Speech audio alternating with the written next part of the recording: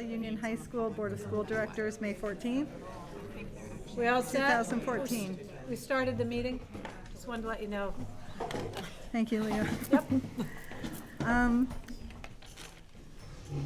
Adjustments to the agenda. We have one adjustment, 7.5. We're adding a 0.5 increase. No, we don't have to. No, it's already there. Is it already I there? misunderstood it. Yeah. I Oh, it's there. misunderstood. Okay, Yeah. it was just under. I There see. is another one though, 10.2 in the executive session. Elaine would like to meet with the board around personnel. Okay. Yep, that'll, yes, 10.2 personnel. That's to get input on principal evaluation. And I guess I should ask, do we, okay, that's fine. Okay, audience and communications, do we have anybody from the audience that would like to speak before the board besides, well, the international students will be a presentation. Is there anybody else? Okay, so no audience and communications. Then moving on to presentations. So we're going to start with our annual visit from our international students. Today we have Jan Bedard from EF Educational Student Travel and Kelly Cartolaro from PAX Exchange. Each of these programs have placed 5 international students at our school this year. And so I thought we would follow the same format as last year and have each of our students share a few words with us. So welcome, everybody. And if you'd like to come up before the board. And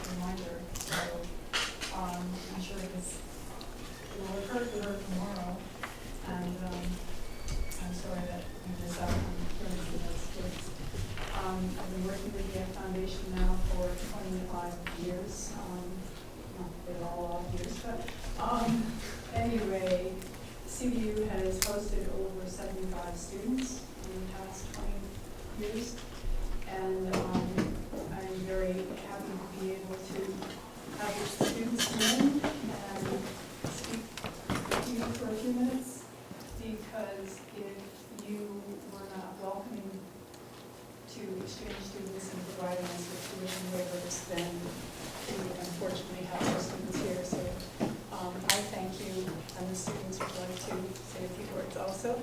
I will introduce Luca. So my name is Luca. I'm from Italy, and I must say, like, before I left Italy, I don't even know where Vermont was. I know, and like now, like I must say, like it is like in my heart, next to CVU, because like I love Vermont. I think it's a great place. Thank you, like I really appreciate it that like you gave me this great opportunity to be here now. So really thank you for that. Hi, I'm Alex from Sweden. I'd really like to say thank you for letting me participate in all the sports I've been able to do. I did football, American football the first season I was here, and it was great fun. I actually got a touchdown. I was very proud of that. And then I did Nordic skiing, and it's a very good team. They're just a bunch of good people, and it's very good, like nice team. And then now I'm doing track, and I actually just got back from track meet, and we did very well on that one. And so I'd just like to thank you all for giving me this opportunity to be here. Hello, I'm Dominic. I'm from Austria. I'm 17 years old. I'm a junior here. And I have to say, when I first came here, I was amazed how this school was like a huge family with the school spirit and everything. And I also was like amazed about the huge variety of classes and interests that all the clubs cover. I really like that. I wish our school would be like this. And this school has like a huge, really huge art program, and art is really important for kids and development, and that's really good. So thank you for that. And it was a really good year so far, amazing. And I really like it. Thank you for everything. So my name is Louis, and I'm from Germany.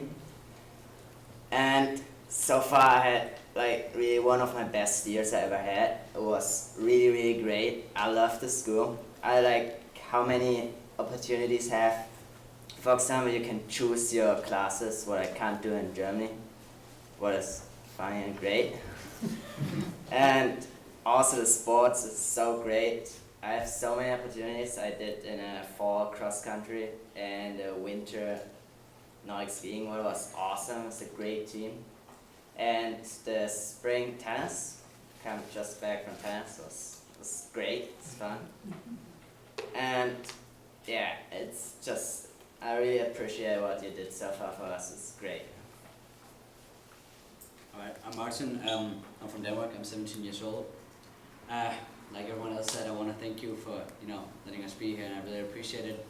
I've been keeping busy, one could say. I've been playing soccer.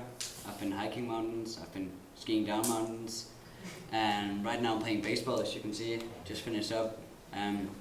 Like all in all, it's been a really good year, and CVU is like more than a school.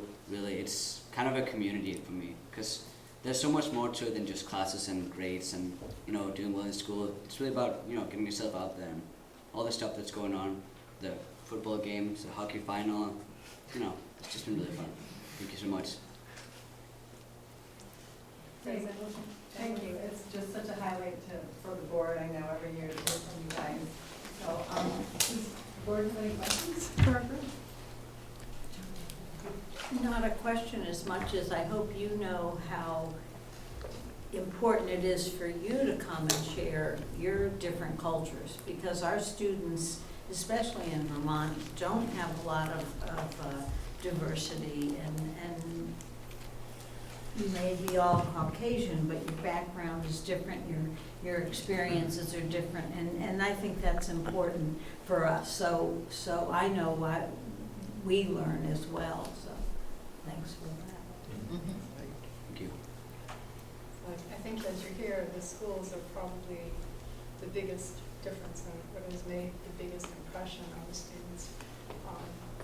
Everyone is always surprised that here school is a gathering point and life revolves around school and all of the activities, whereas at home they would have activities where they would meet their friends outside of school, and the school is definitely not the focal point. It's something to get through so that they can get on with their lives.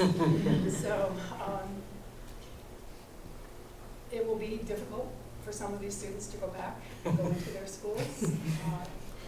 Some of their English teachers may not appreciate their American accent,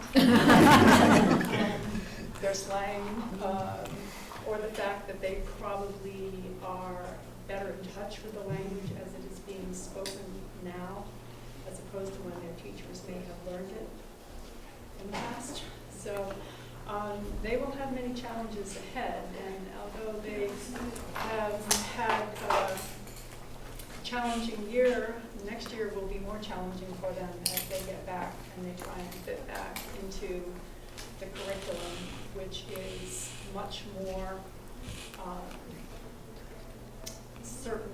I mean, they don't have the opportunity to choose their classes. They'll go back, they know exactly what they're going back into. And they also know that they've missed a little bit of a chunk of it in some cases. Most of them will go back and repeat the year, so they'll just have to catch up on what they may have forgotten while they were here. There are already many comments about, I don't remember my language, I'm going to go home and people are going to make fun of my accent, and I'm not going to remember the words, and so, but the final day at the airport is looming large at this point in time. And the one last thing that we have is we have an award, and we'd like Jeff and Susan, if you would come up.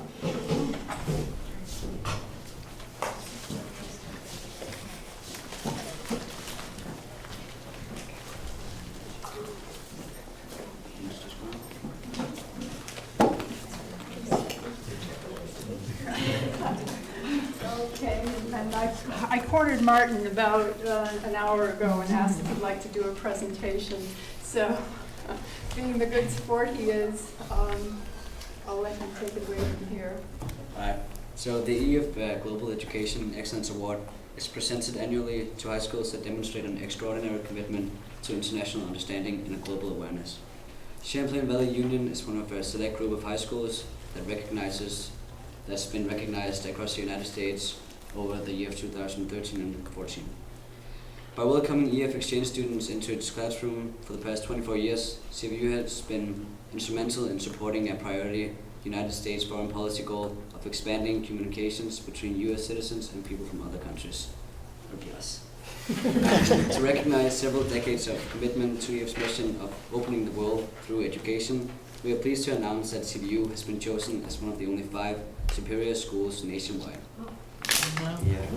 For the first time, a scholarship will be awarded to a CVU student who shows a commitment to global education. So we thank CVU for welcoming 5 EF high school exchange students from around the globe this year. Not only were the students accepted, they became an integral part of the academic and extracurricular community. The community and visiting students shared an unforgettable experience thanks to your continued generosity. Yes. Thank you very much. I appreciate it. Thanks to each of you. Thank you. Good luck.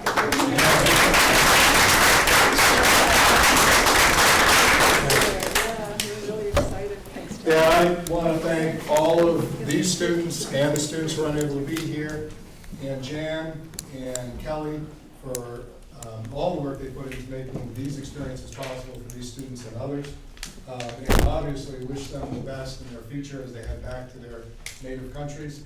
But I also want to thank the host families. It's quite a sacrifice on their part, though I'll bet they'll tell you that they're the ones who've been rewarded, even more so than the students. So thanks, everybody, and good luck. Enjoy your last 3 or 4 weeks there. Thank you for having us. Certificate of appreciation. Oh, thank you. I think it's well signed, just to pass that around. Thank you so much. Thank you. Make a quick observation.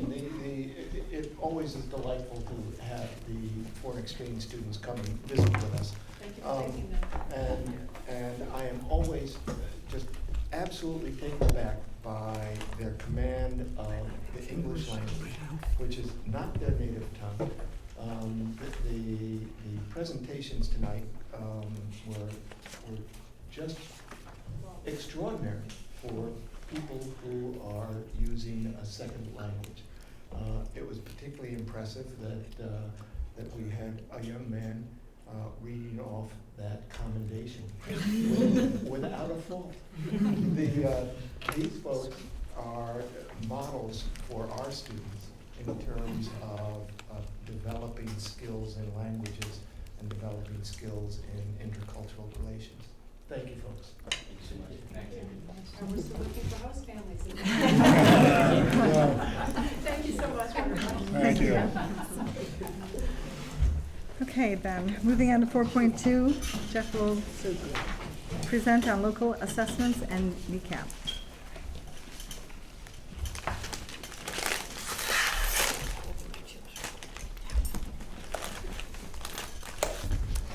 So for those of you who did see Molly's presentation before this, some of the data will be repeats or similar. And I know that I now have 40 minutes. And so I'll try to choose the most pertinent data. You have all of the slides in front of you. When I realized what the task was for this particular presentation, I went into the files, pulled up Sean's from last year, and discovered it was 55 slides long. Shrunk it to 35 slides, and I still know that that's not adequate enough for what we need to do tonight. So I am going to try and just give you an overview. Rather than saving time at the end for questions, please just put your hand up and interrupt me, and I will provide as much context as I can. I'll avoid the disclaimer unless I need it. So how we arranged this was, what do we do for data points for each grade level? And that intensifies as they go through the system. In 9th grade, the primary ones we use right now a reading assessment called DRPs and degrees of reading power. And right now, this year, for the first time, students are getting standards-based unit reports at the end of the year. What we do with that information, that's just a look at the past several years. What we do with this information is the last 2 years, in the beginning of the year, teachers are given the DRP scores for the students they have on their roster. And that gives them the opportunity to then create some strategies around how to meet the needs of their pretty diverse learners in the classroom. The grade was created by the reading specialists last year to help them address that. In 10th grade, everybody takes the PLAN test. This is a quick descriptor of what it measures.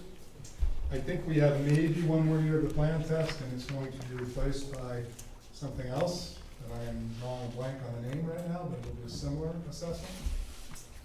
But I really wanted to get in, and the PLAN scores have been good relative to national norms, as you can see.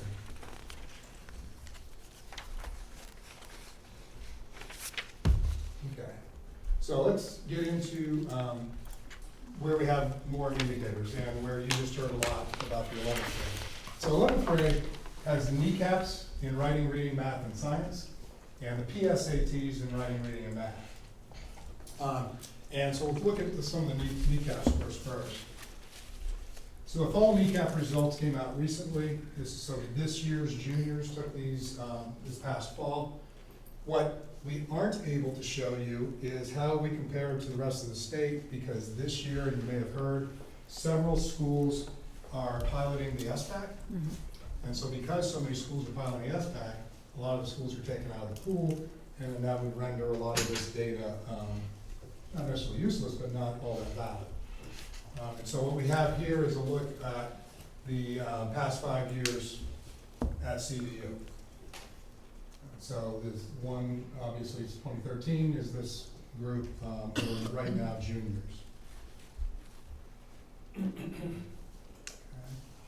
Any questions on that? So I know we got a lot of disclaimers about trends and percentage, but we could say writing's not getting any better. 67%, well, by this indicator, you could say that. Yep. I think it's pretty flat line, although, well, in the past 3 years, I would say, because there was a significant jump there between 2010 and 2011 in terms of the upper crust. Okay, that's true. Reading results for the past 5 years. So when you look at where we were in '09, it's significantly, but the last 3 years, again, are quite similar. Okay. Math. Also similar all the way across the years, a little bit below in '09, but it's held pretty steady based on NECAP. And science. Science, we do have an indicator because they're taking the science test. This year's juniors are taking the science test tomorrow. So this is last year's juniors, or this year's seniors, results there. Sure. If I could just jump in for a second, it's interesting that during the common theme, we were talking about the math scores and how the testing indicated that there was a drop in from middle school to high school. And in these math NECAP results, we have a decrease, a nice line of decrease in the number of kids who are scoring below proficient. Those facts seem to be correct, contradictory. Yeah, and also a little bit anomalous here if you go back to the last one. I'm sorry, science. So the science score, if you look, last year is lower. In the proficient range, we've got 46%, whereas we had 54% last year. And so that, that's enough reason to ask the question as to why. But then also, if we look compared to the state, we were still significantly ahead of the rest of the state. David, what were you pointing at? this past year here. David was talking about math, I was right? talking Oh, I'm sorry, about math, I'm sorry. Yes. I'm sorry, we jumped to science, Yeah. my apologies. No, it was the math that had the downward trend on those scoring below proficient over the course of the years shown. Well, it went And up in the I was just last making year. the observation that, That's what It I'm was noticing. You want me to It went do up math this year, now? right? What are you looking at? Or the 2013 is higher in blue than it was before. Is that what you're talking about? Below proficient? It was 22. I'm sorry, yes, it went slightly up. Yeah. It went slightly up, but the trend has been, Fifth grade to eighth Yeah. grade to 11th grade. yes, They had to get out of eighth grade, they don't learn it. yes. Oh, so you're not looking at these charts, you're looking at the charts from earlier? 'Cause I this was- says we're stuck at close to 50% of our kids aren't proficient. Yeah. And I think that's what, Any insight, Jeff, into that? Yeah, let me give a little broader picture and then I'll Okay. provide some insight. And this is part of what I wanted to say, Ray, is that I'm glad we have more indicators that I'll show you because having only experienced the NECAPs once, and that was in the fall, I was struck by how many students I met with, house directors met with, who blew off the test, who put little to no effort into it, who drew pictures, wrote rap songs, wrote some very eloquent essays about how great their teachers are, and what a waste of time it is to take them out of their class where they value the education they're getting from the teacher to make them do this test. And the numbers were significant and concerned me, and I think that inherent in all the NECAP tests is the question how much effort was put in here. but then would you Because see it's- that same issue through all the subject areas? That same drop from 8th grade to 11th grade? Based on my conversations with middle level and elementary teachers, the motivation issue is not nearly as serious. As they get older and they become much more grade centric, they're here for the transcript, they're here for the product, whereas they're not in 8th grade and below. I know, but I was just asking, do you see that same drop between 8th grade and 11th grade in math, reading, and writing? Because the I think discrepancy it's is not math the is same where in we're reading seeing- as it is Right, in math. understood. No, I don't know, I'd have to look. And then, spent a lot of I mean, the time. other factor that we talked about earlier was the algebra 2 Right. issue. Right, yeah, and you were right about, you only have the opportunity to take one advance beyond that. You know, which would be your senior year. The other thing earlier with algebra, if you were selected to take it in 8th grade, you knew you were a smarter learner, you knew you were ahead. And so that gives you a mindset. I Somewhat of think, a self-fulfilling prophecy. with, you know, the teachers recommend me to do it, and you not, or, you know, however it is, but it was a selection, and so that, I think, impacts your own self-belief and what you might want to do with math, or others think you're capable of. Yeah, it's an interesting dynamic, and it's also been an interesting shift to the kids now experiencing it earlier. Yeah. And the difference it's made in their math experience. But now everybody does, so Right. it's not those who can do it, who can make it, get to do it, and those who don't. I just think that's a different spin. So contrast that with PSAT. I tried hard to contrast with PSATs because PSATs, which is the practice SAT test that every junior takes, there is much more intrinsic motivation. And so I was hoping to be able to compare the two and show that, you know, when they know it matters more to their individual development, they'll put more effort in. However, they use a very different criterion. for Does assessment. every junior take it, or only the ones who think they might want to go to college? Every junior takes it. No choice. I believe it's no choice, yeah. No choice, right? Yeah. That was what I was understanding. So here are some indicators for the PSATs, and I had several discussions with people who are familiar with the SAT program and tried to compare that with the NECAP indicators that use the language of proficient, partially proficient, substantially below proficient, and distinguished. And where would that fall in here? Never got a really distinct answer, but most people feel as though proficient is right around in this area, maybe 42 to 44 and up. And if that's the case, the numbers do typically show an increase in our performance. And if you compare that with the nation scores and the state scores, there's the comparison in our PSATs for writing.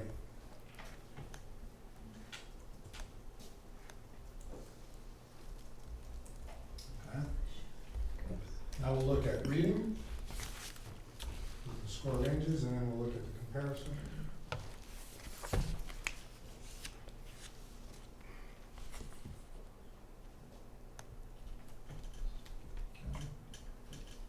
And math. But it still shows a large percent down below the mean there. And there's how it compares with the state.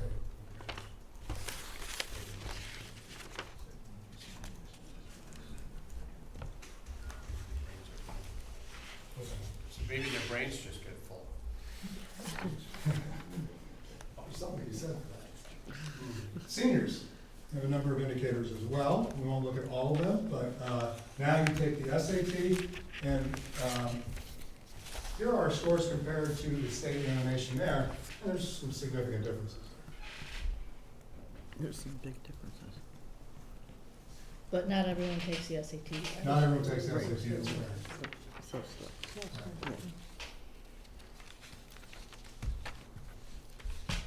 But you certainly are addressing the intrinsic motivation piece with SATs. Right. Okay. And ACTs, English, again, compared to the state and the nation. We are trending upward.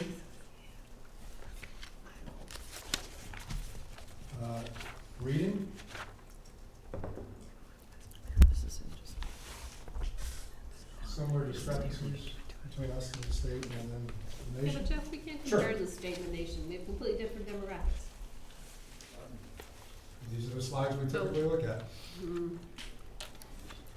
That's why we usually look at the school ones too. Yep. Yeah, which I don't. Right. SAT, we don't need to look at all the SAT lists or AP, but they're in there if you want to look at them.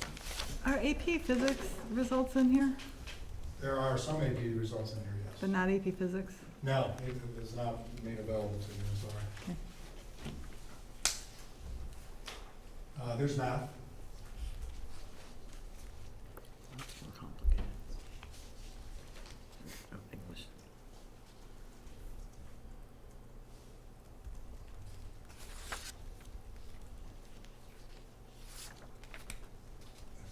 SAT 2, which are more esoteric tests.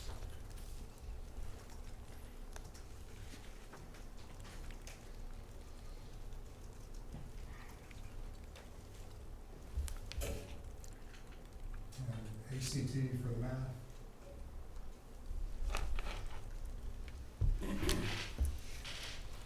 Interestingly enough, 5 years ago it was 24.4 and last year was 24.4. And AP again for the math.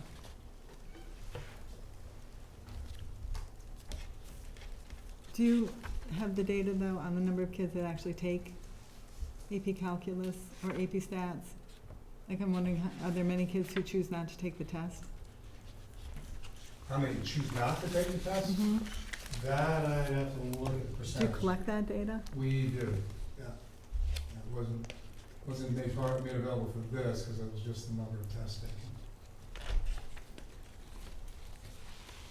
And science, now I'll switch over to science, ACT.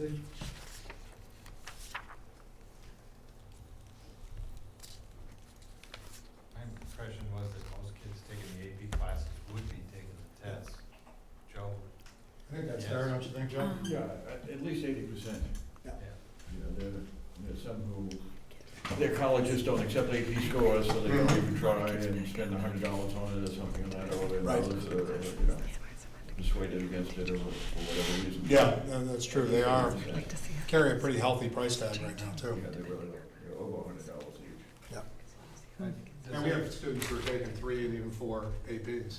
So there's some decisions to be made there about. Sorry to interrupt. Oh, no, go ahead. Does anyone know Joe Greenwald? Yes, I'm sorry, I should introduce. This is Joe and Helen McAndrews, and Kevin Reel is here as well. One of the big hitters here tonight. What about Helen? I said Helen. Oh, you did? I didn't hear Helen. Sorry. I didn't hear Helen. Yes. Are the colleges giving credit anymore and then you pay for the credit? Are they, if you scored, what, 1, 2, 3?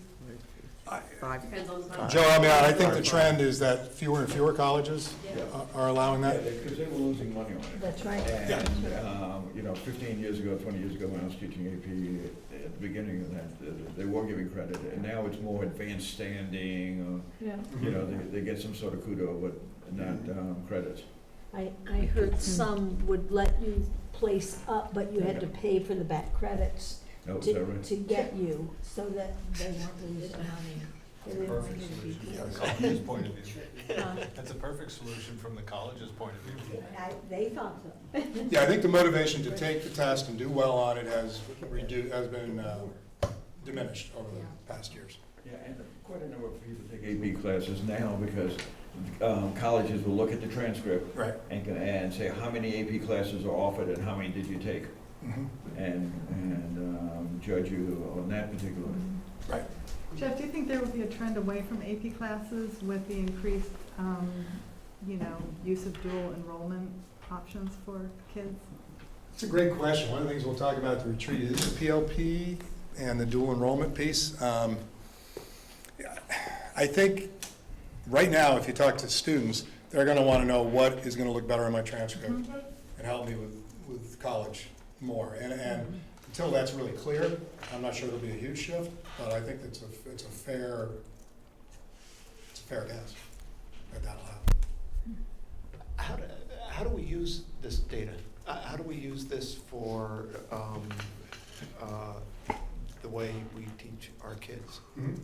Yeah, I think that, well, I'm going to end with a couple of things that I'd like us to focus on, but, there are a lot of predicaments embedded in how to use the data. And one of them is, we looked at NECAP scores, for instance, and now next year it'll be SBAC. And so we really will not have much of a comparative base now to say, what about the recent shifts of standards and how has it worked? Because we'll be using a completely different assessment tool. And so one of the things that you can do is, Matt did this a couple of years ago, maybe 2 years ago with NECAPs. They looked at trends in terms of errors on the NECAPs, and then would address those within their department and say, all right, here are some trends that we saw on the test about questions that we struggled with. Where's this being taught? In what manner? How can we address that? And so in that sense, it can be pretty prescriptive. And I think SBAC is going to be far more prescriptive in terms of the feedback it gives us. Do we use any of this data on an individualized basis? I'm assuming that there are separate scores for each kid. Yeah, particularly in ESTs. So our educational support teams do a nice job of looking at data, and we're trying to get better at it. And the K-8s use VCAT really well because they have so many common assessments built into their experience. Sometimes it feels like they're being tested all the time. And we do not have nearly as many common assessments, and we have kids taking electives, and so we don't have the same kind of indicators. But VCAT is a great tool to be able to say, in an EST, we're talking about this roster of kids today, and let's pull up all the data, everything we know about them in terms of their, not just their grades. It used to always be, we're going to bring their grade sheet in here, and it was that line of single indicators, the letter grade. And we've talked about how standards-based reports and the VCAT data can now give us a better picture and give us a better idea of some of the trends and some of the things that we can address. I'm sorry, I didn't understand that. So are you saying to actually go through the different questions? No, I was talking about the results for individual students and how that data for the student. Right, but is- if you look at the different, like you're saying, the science teachers are looking at each question to Yep. see on average what areas kids generally are not doing well on, Right. to inform instruction. Yep. But I thought you were saying at the individual level, are you looking at, Yeah, and I mean, was- so much of what you've been talking about with us is really looking Yep. at the individual and what they know and what they don't know, Mhm. and then working from that point on. It does seem like the NECAP or the SAT or the PSAT provides you with that kind of information also. Is there any in the future, is there any, I mean, it's a lot of data to The manage. better we get at creating data we trust and feel is reliable and accurate, the better we'll be able to do what you're talking about. One of the issues with doing this kind of thing with the NECAP or the SAT information is they're in the spring of their junior year, and there is not nearly as much time to address some of those issues. There is nothing from 9th and 10th grade that everybody takes. I mean, the plan test does not provide us with that kind of information. It's a different kind of exam. One of the things I will say about science, I forgot, was that when we looked at the decrease last year, we started asking students questions about their experience. And it's anecdotal at this point, but a lot of them said there were sections on the test, particularly around astronomy, and you can easily go through CVU and never take astronomy. And so the way our current curriculum is set up, there are entire parts of the test that never get addressed with our current curriculum. And that is one of the things that the science department is looking at. But they're looking at it in the context of next-gen science standards and trying to align a curriculum that fits what next-gen is prescribing for the high school experience. But that may result in a different kind of experience for the 4 years in science. So grad challenge, you can look at this on your own because there's a lot here, but what it really does is it covers what percentage of students pass the paper in the first reading, second reading, and then the presentation. And as you can see, we are and have always been highly skilled in the art of speaking publicly. There's been a lot of hands in our school, and a lot of the teachers who model it well. No idea what you're talking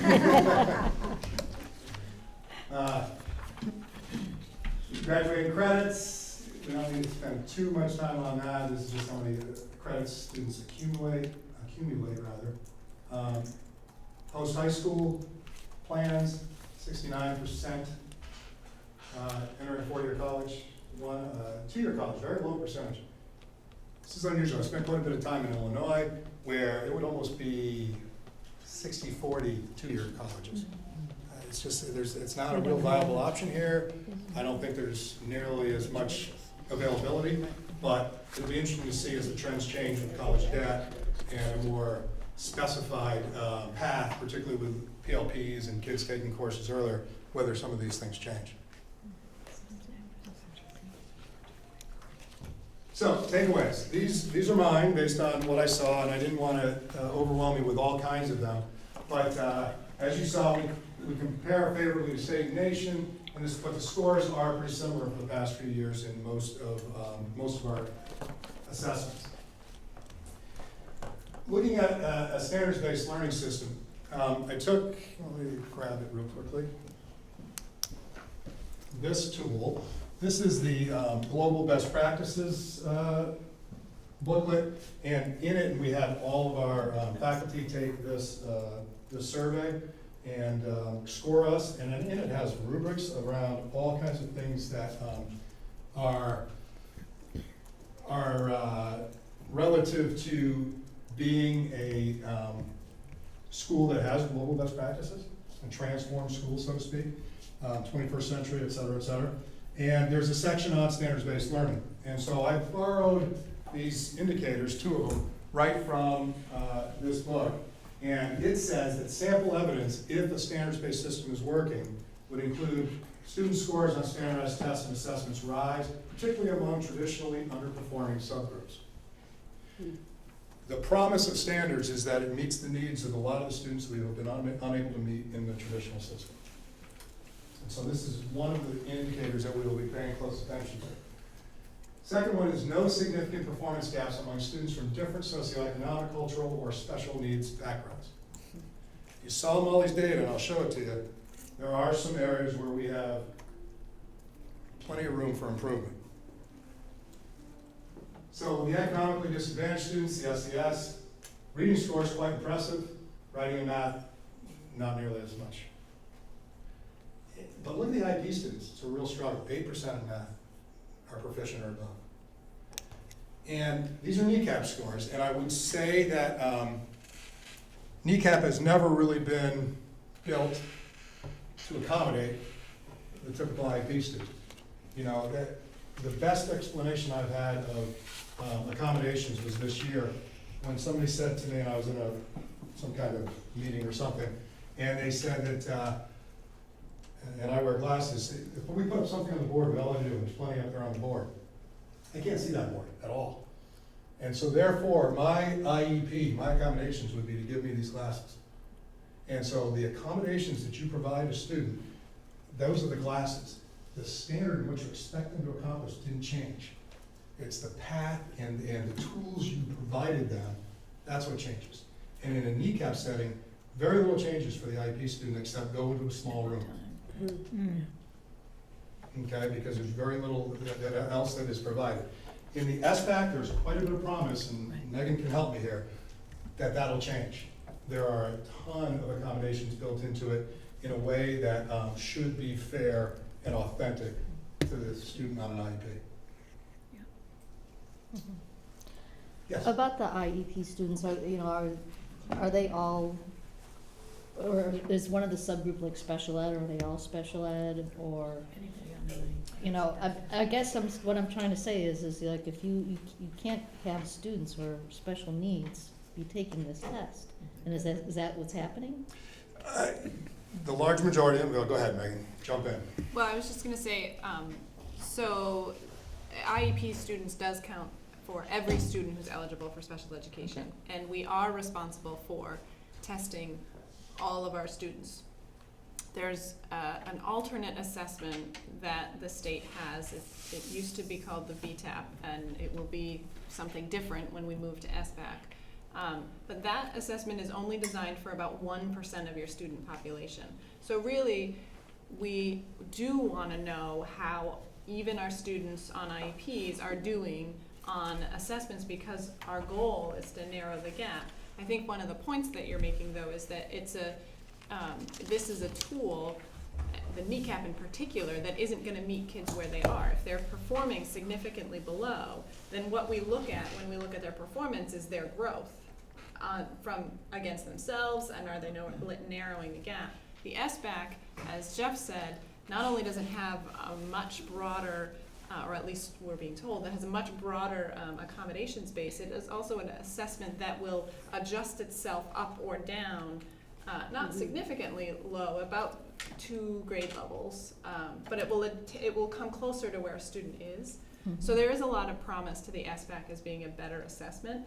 I think it's important when we think about students with IEPs, we still want to look at this information. We still want to know how those students are doing, but we also want to look at a lot of other information, as Jeff said, that teams have about them, so that we're making sure that we want them to make progress against themselves, but we also want to make progress so that they come closer to where their peers are. So we don't want to throw away this information, but we also want to use other information. Well, I guess the other thing I'm trying to say is like, for instance, maybe that small population that you talked about, you might have your nonverbal kids in there, and they need to be assessed by something else other than NECAPs. Correct. Well, we have 11% of our population. 11% of our population is on an IEP. On IEPs, so we have a alternate assessment for up to 1% of our population. Yep. So that means there's, approximately 10% of our kids that maybe this kind of testing is totally inappropriate for. Actually, I really do think that the accommodations in the SBAC, when we're talking within that 10%, so that those kids on IEPs who aren't in the 1% of significant disabilities, those are students with specific learning disabilities. I mean, if you think in our world about the number of very high achieving people who have learning disabilities, those are absolutely students that we should expect to perform at proficiency. We just need to provide intervention and instruction and accommodation to get there. So I wouldn't necessarily say that that whole 10% shouldn't be expected to progress on this, because I think a large percentage of them should. But again, you know, we always want to we want those scores to be different.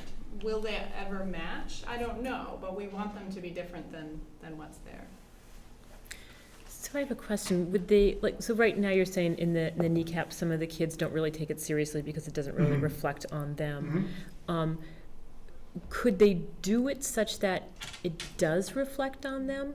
You know, it comes back to their teachers, and their teachers might discuss it with them in some way to say, you know, let's look at how you've been doing, where you can go, because they will take it more seriously. The school would appear perhaps as it should appear, but it can help them to figure out, well, what is wrong and what's, you know, what should we be doing?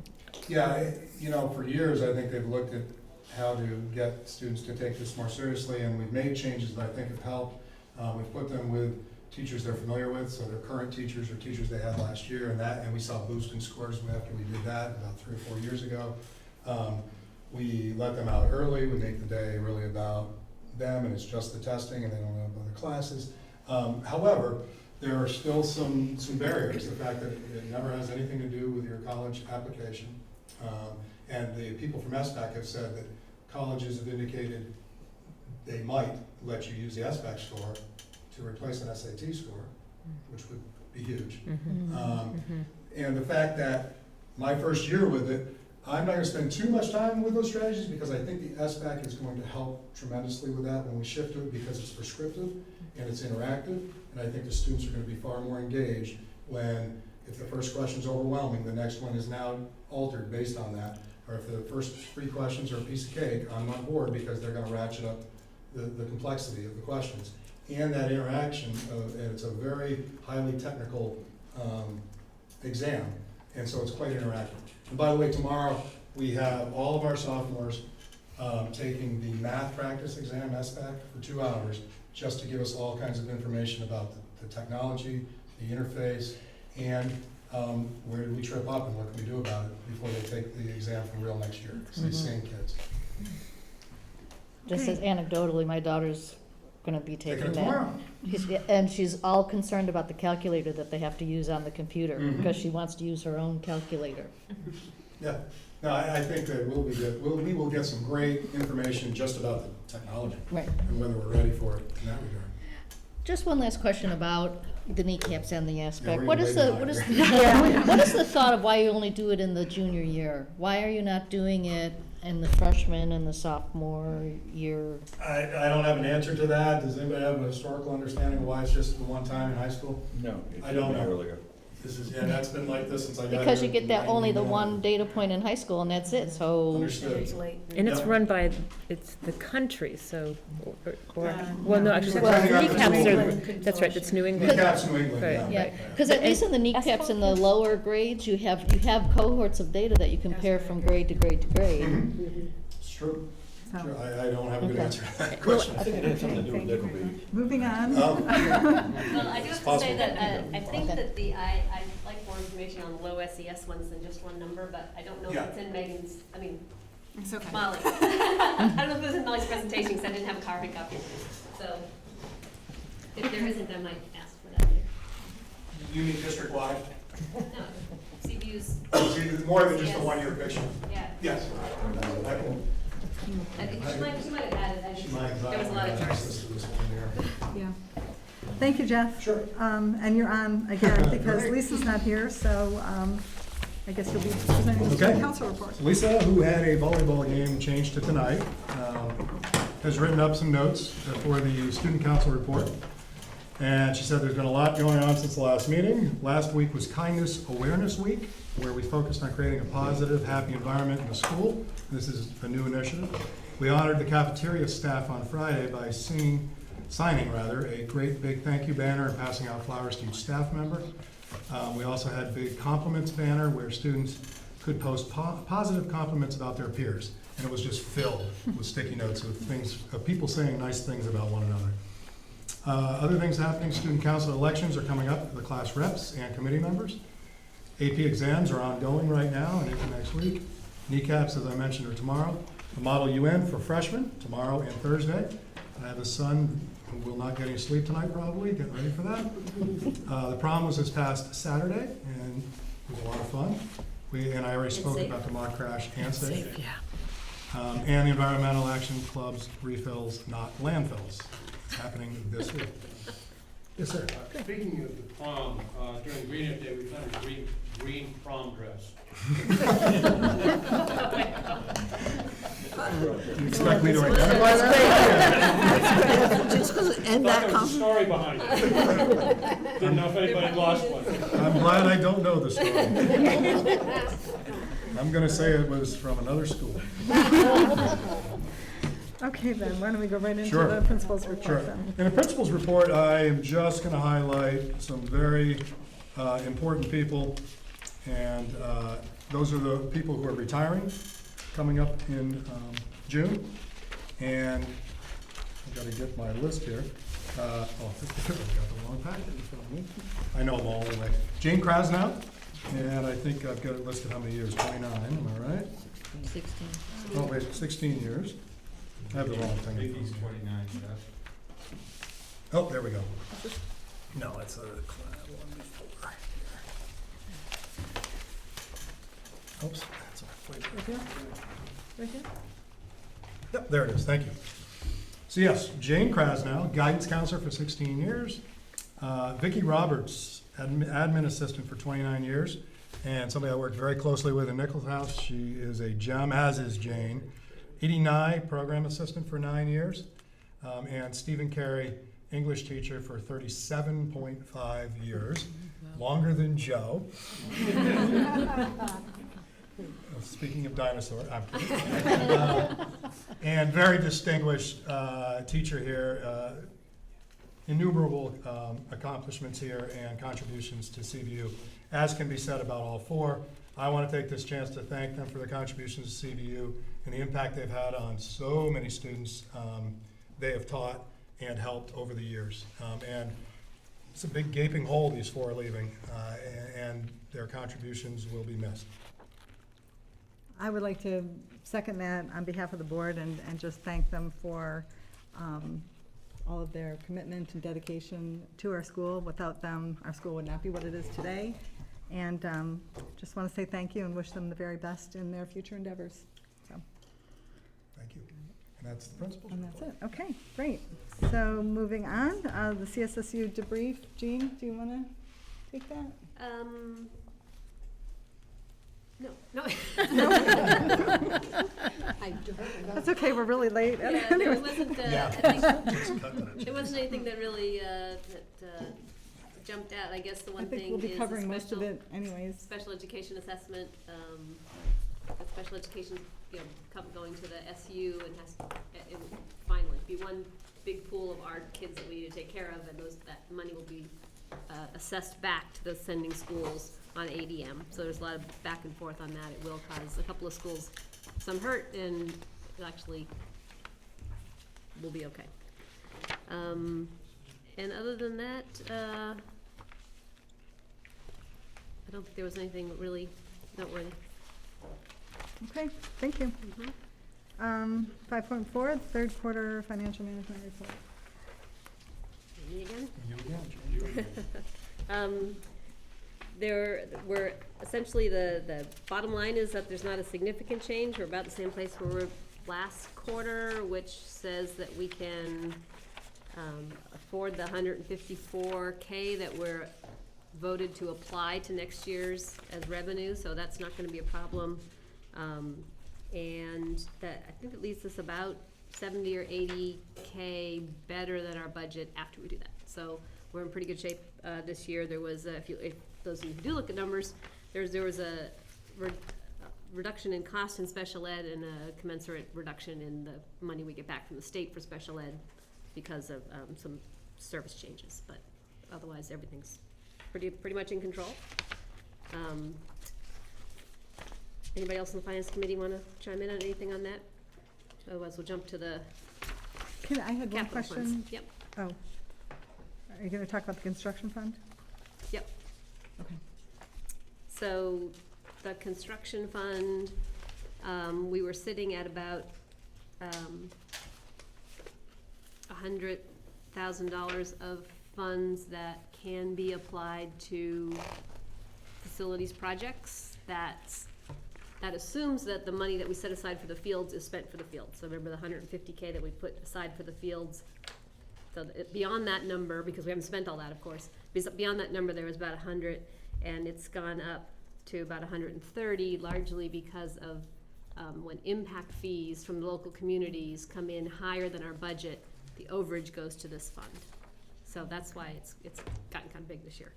So we have $129,000 that could be used, or will eventually be used for facilities projects. Okay. And later on in the agenda, we have We'll talk about an that, item yeah. talk about that. Okay, Okay. great, thank you. Okay, committee reports. I'll start off by just talking about the Communications Committee for just a minute. We just released our May article that talks about the Flexible Pathways Act. I think I sent everybody a copy of that. I think that's supposed to come out May 22nd. For us, yeah, for the record, yeah. And then we're hoping to prepare a June article that focuses on our graduating class. And July, we're hoping to have an article that focuses on the things that teachers are doing in the summer that they'll be able to go back and inform their classroom teaching. So that's our plan. And no, I did not submit the article with my name on it to the record. Did you see the way the record put a byline from me for your great work on the history of CVU? I tell everybody I know, I'm sorry, that was really embarrassing, that I did not write that. I never submit those articles with my byline on them. Anyway, sorry, but it was right next to my husband's article on Green Up Day, so I got a lot of raps about the two of us being on the front page of the, and so many other pages for the history of CVU, because they published the whole thing. It was enormous. Anyway, my apologies. It was a great article, though. It was a So. great article. Jim, do you want to talk about the 50th celebration? I was Is there going to say, anything? should I do it now or later? Yes. I was just at a meeting with Sue Gipner and Chris O'Donnell, who are doing a lot of the work for CVU's 50th graduating class. So Chris O'Donnell wrote the article on the history, and it's been really well received. There's been Massive controversy about whether it's really the 50th. Front Porch It's Forum's really going crazy. settled. It's settled. Oh, good. It is the 50th. It has to do with when you're one, so that's settled. It is the 50th. And we're doing it as the 50th. I don't care which one. But it is accurate. It is accurate. So we will be at Patrick Gym at UVM on Friday, June 13th. Graduation is at 1. We're asking everybody to please come at 12:15. And we're having alumni come in. We'll have a banner so they know where to go, and they will be led in first. And as much excitement as we can get. I'm going to talk to you, Susan, about some of that. We've got some alum doing some of that work, but the more we're out there, the better.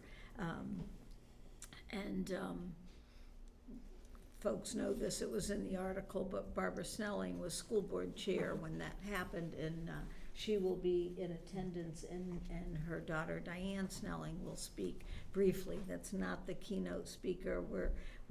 This still 2014 graduating class is still our focus, but this is a big deal. And actually, I have a resolution that we had done in Montpelier, and Jeff and Elaine and Bob came, and there's a lot of whereases, but it's really a wonderful recognition.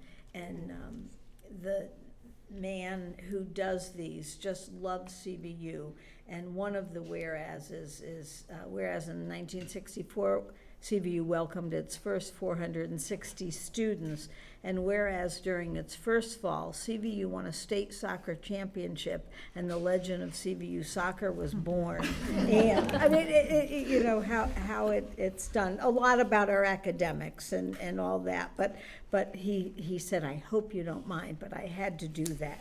So I said, "No, that would be fine." So we can get this framed, but it'll hang here in the halls of CVU.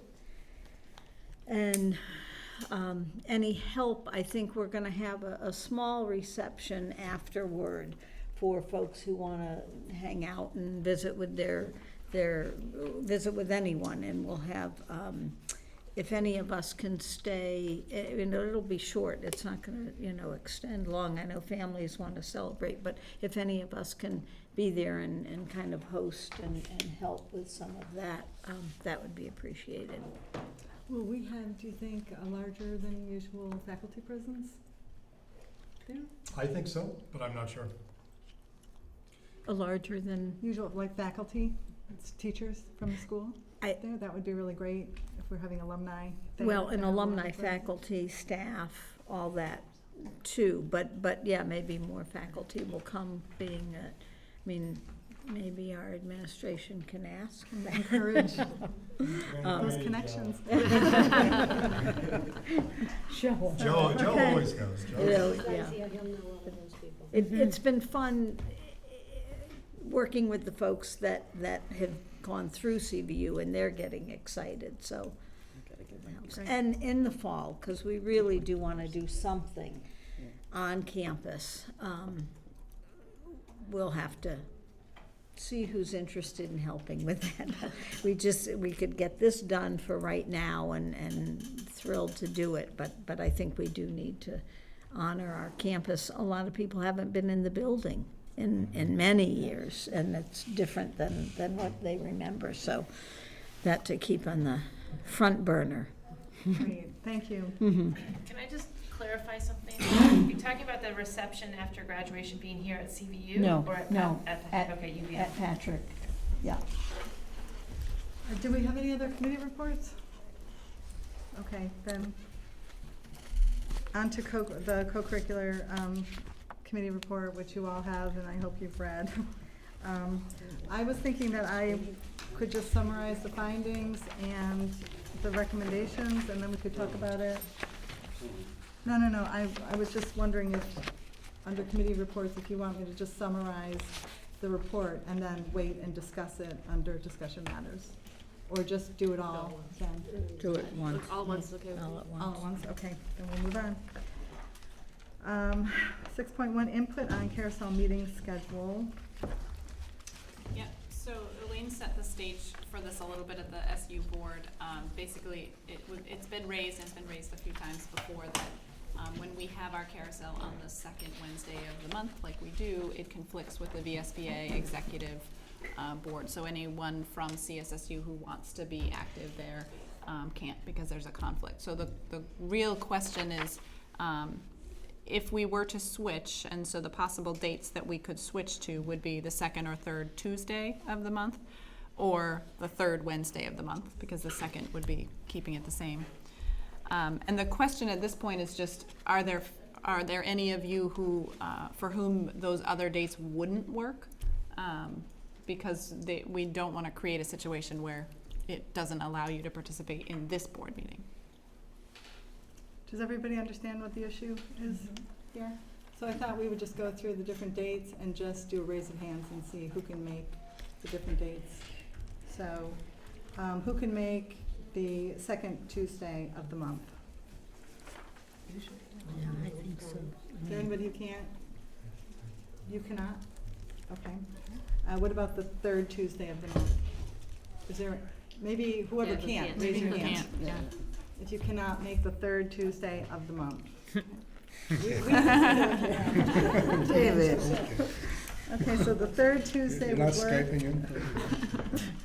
And how about the third Wednesday of the month? Is there anybody who cannot make the third Wednesday? So third Wednesday would work too. So it's just the second Tuesday that was? It's just the second Tuesday. Is not. Jonathan. Can't make it. So do you want to take that information? I will. I back? have it in the notes. Yep. Okay, great. Now moving on to co-curricular.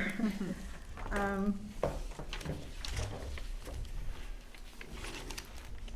think I should probably run through the findings and run through the recommendations, so if you'll bear with me while I do that. I just want to remind everybody the charge of this committee was to assess the program in terms of how students access the co-curricular program and how it is funded. And what we found is that CVU works really hard to support a variety of programs that are engendered by student and faculty interests and the use of a variety of creative ways.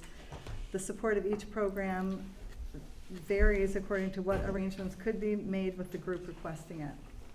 We also learned that roughly 20% of the total amount of money spent on co-curricular programming, money coming from the budget or from non-budget sources, 20% of it comes from the community via fundraising or direct student contributions. The generation of these non-budget sources is at the discretion of each individual program, and that money is used to keep programs alive at one extreme all the way to providing some really exceptional experiences at the other end. Because the method of support for each program varies, the accounting effort associated with co-curricular programs is significant and complicated. Regarding student access, we learned that although there are about 2,280 students involved in co-curricular programs, these are not unique students, obviously. So we are lacking information on the extent to which students are involved in programs on an individual basis. And because of this, we also don't know really what, if any, barriers exist that might be preventing students from participating in a co-curricular activity. At present, this is handled on an as-needed basis per activity as advisors, coaches, or administrators become aware of individual student needs. Going back to the original question that sort of generated this work in the very beginning, the original question of resource distribution, we noted that the resource needs of non-BPA, Vermont Principal Association clubs, to achieve their goals are not known. And so we believe that CVU is making value judgments regarding co-curricular funding, though not explicitly stating them. And I think that's evidenced by recent requests to support an ENACT advisor and yearbook advisor in favor of other programs. So what these value judgments are and whether these are the values of the board and the community, we don't know. Should they be articulated, or will that overly constrain what is now a very flexible program that seems to be working very well? We don't know. As far as we know, there have been no issues raised about administrative decisions in this regard, except for times when resources are being cut. So I see this as the next phase of work. So as far as recommendations go, the committee recommends that the administration start collecting data on unique student participation. This was actually a recommendation that the original ad hoc committee came up with also. That data is needed so that we better understand how our co-curricular program is being accessed by the student body. And then from that, the way we see it is that we've got kind of two issues to resolve. One is regarding the resource distribution of budget funds, which is still the main issue. And we suggest that we consider establishing a new committee to look at how CVU is prioritizing its programs now, whether these can or should be articulated in written guidelines, and also what model should be used to reduce programs when budgeted funds are reduced. As part of that, we might want to consider surveying non-BPA clubs to find out about their goals and resource needs to have a complete picture in that evaluation. And then the second issue is regarding fundraising and equity. And we suggest that we consider establishing maybe the same committee with another charge to explore the idea of a CVU school-wide booster club that at a minimum perhaps raises funds to support student access to co-curricular programs, and maybe at the other extreme manages all fundraising for all co-curricular programs. And as part of that, we might want to look at how to simplify accounting practices around co-curricular programs, how to better track the non-based budget support of co-curricular programs, which was complicated for us to tease out that 20% number, and whether to explore more deeply this issue of student access to programs, which honestly we don't really have a sense that there's a problem now. All we know is that we don't know, so that's something to consider. But maybe something like that could be approached through a student survey. So I know that was a mouthful. I hope it was intelligible. Before we jump into a discussion, I just wanted to note a couple of things that came out after the report was put together that I thought was interesting and relevant to the work that we did. The first one is that the Community Turf Committee still has some money from its fundraising efforts that it could not refund to individuals because they couldn't identify to whom the money belonged as a result of the type of fundraising that they did. So they have most recently, and correct me if I'm wrong, donated or contributed $3,200 to upgrade our baseball and softball fields to allow for play this season. Is that correct, Kevin? I didn't hear the last part. 3,200, yes. To upgrade our baseball and softball fields. And what was the second part? That's correct. And then I thought that they also contributed some money to rent some artificial turf Yes. fields in somewhere in the area to allow for games to take place that were canceled here as a result of our poor turf field, natural turf conditions. So that's just another example of community funds being used to support our co-curricular activities. A second example, the boys lacrosse team has been fundraising this season, and they've recently raised over $11,000, which I think is a significant amount of money that we should be aware of.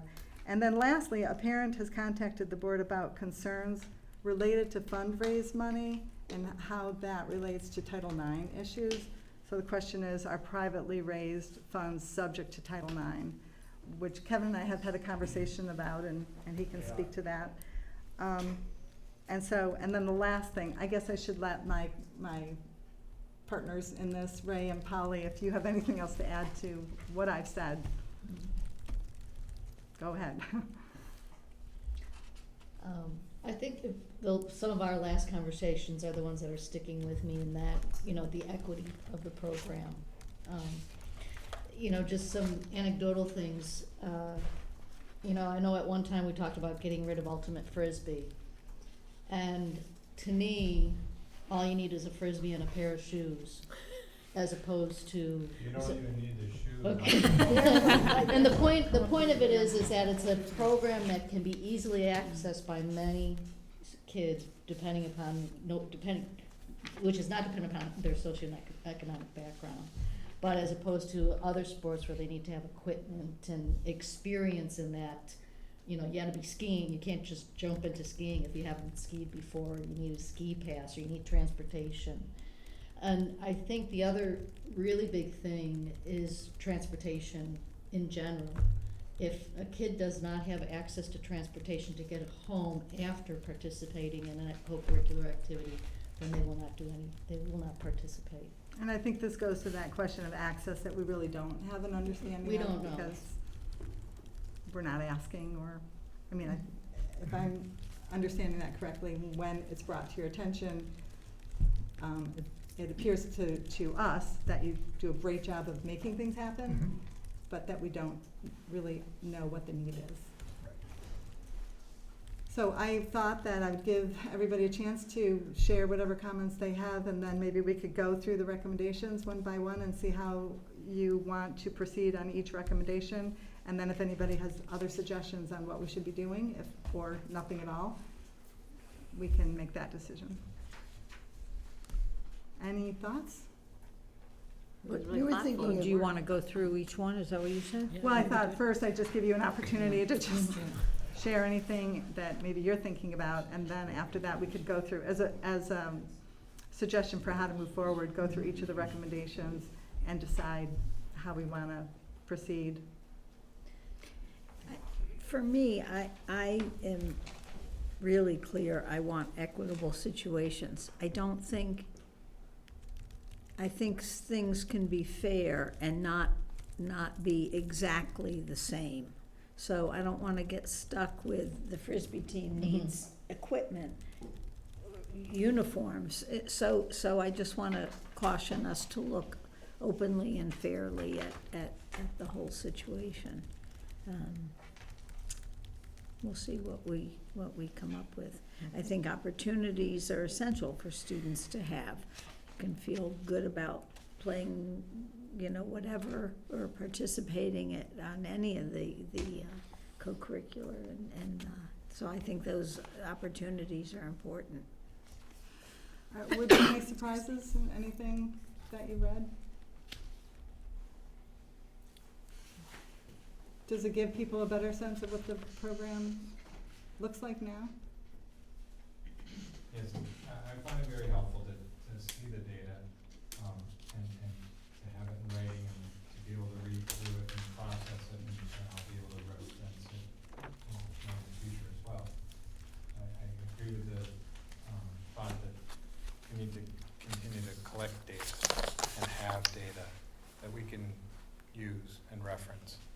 And I love the idea of being able to tag on a student's record, what they, I would call it engagement, how they've been engaged at CVU, or what's engaged them at CVU besides just classes. And that would be a great addition to their transcripts. And then we would have that data hopefully readily accessible to us to be able to generate reports that would be useful. Is that something that can be done? Yeah, Kevin and I spoke a little bit today about creating a system that tracks that individual data a little bit better. And we do think that's something that, we have a lot of that information that isn't necessarily culled in a manner that's all that easy to access, but we do have that information, a lot of it. It's the idea that then, for me, it's the idea then that we would be able to access records and reports, generate a report that would indicate these kids aren't engaged. Mm-hmm. And is there something we can do to engage them? And that's where I would see the value, as opposed to just documenting those that are engaged, which would be great, but it's those that aren't that I think would be most valuable. And layered in there should be questions about what they are doing then after school, because many of them have jobs and other things outside of school that are very engaged. Absolutely. Might be as engaged as Yeah. capable and engaged. So why don't we work through each of the recommendations and see how people feel about those. So I guess we're all agreed on the first one, to ask you to start collecting that unique student data. But do you mean that in two ways, in terms of both just in general who's participating, but also is it 5 different students participating in this thing, or one kid doing 5 things, you know what I mean? I mean, when you talk about usage is the individuals who are engaged, but it's the number of, it's really, you know what I mean? But I do know what it's you mean. it's really different whether it's a few kids engaging in many things or many kids engaging in the things. So that's why the individuals is just like, you're looking at 5 different extracurriculars, and it's really the same X number of kids who are participating in all of those versus, so that's why the individuals are important. It's both for, tracking what they're doing, but also how many are some kids doing while other kids might be doing nothing, and that's finding out what the nothing, what those kids, they're not really doing nothing, they're doing something, but it might not be some of these activities. I said that really badly, but, and you're looking really confused. We got it, Leah. Let's just say yes. Yes. Just say yes and humor me. It's been a long semester. Do you want your byline on that? No. If we get that data, is that going to be challenging data to get for club Yes. activities? So do you have an idea on how you might? Club activities,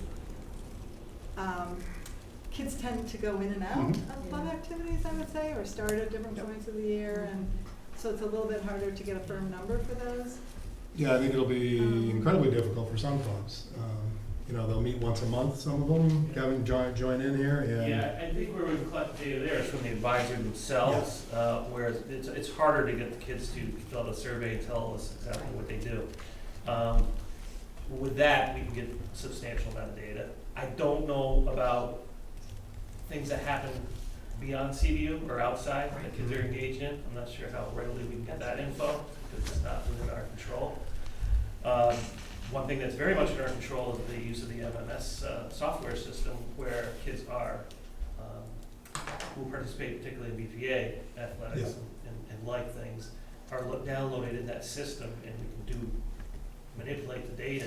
Not manipulate is not a good word, but whatever report may need to be generated as far as discretes and indiscretes. I think we've done this before about kids who may participate in 3 different sports during a year, where another individual may only participate in one, and or activity, whether that be drama or not. That software will be quite helpful. Is that software available for each student at CVU, or just those?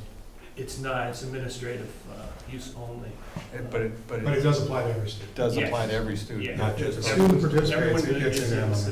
that'd be But the perfect. student participates in, right now, BPA. just BPA. In a VPA, Yeah. yes. And that information is just obtained from the coaches, that list of students. Yeah, roster is, The roster. is provided, and when they go and fill in the MMS. Okay. Okay. So then, regarding the other 2 issues, is everybody on board with the idea of convening another committee, or the same committee, and coming up with the charge for that group that's related to some of the things that I talked about? Passing the charge by everybody to make sure we're all comfortable with it and moving forward? Because we can do that at the next meeting, the June meeting, and get that group going. Does that make sense? Yeah, I Yes. think that's a good idea. Is it possible to get the unique student data for this year's group class? do you think? Yeah, you want to give me a little better idea of what the unique student data look like? Okay, we can talk about that. Okay. Not gonna commit yet. I have an idea, but we can talk about that later. Susan, I have 2 things. I don't want, I'm out of order what you're talking, but, so I apologize if this is wrong, but one thing I really feel very strongly is that we as a board need, I think that we should have a common goal for our co-curriculars, be able to articulate why we are funding co-curriculars with public money. And, for me, it's about engaging students, particularly students who are at risk, making sure they're part. It's not about trophies, and it's not about getting a kid a scholarship into college. But I think it'd be interesting to have that conversation, be able to articulate what our goal is as a board. I think that that's just as valuable as a lot of the 15 items on this list that we should have to consider if we have to cut something, but that I think would be nice to have. That'd be a nice thing for the communications to do a write-up or an article on something like that, to gather information and to get that out to the community, because I think they'd be very interested to find out what are some of the different clubs and I'd like how many to kids have, though, participate. that we all have a better sense of where we're headed with it. Yeah. I feel like Yeah. right now, we're still sort of pulling the information together and trying to, think about it in our own minds.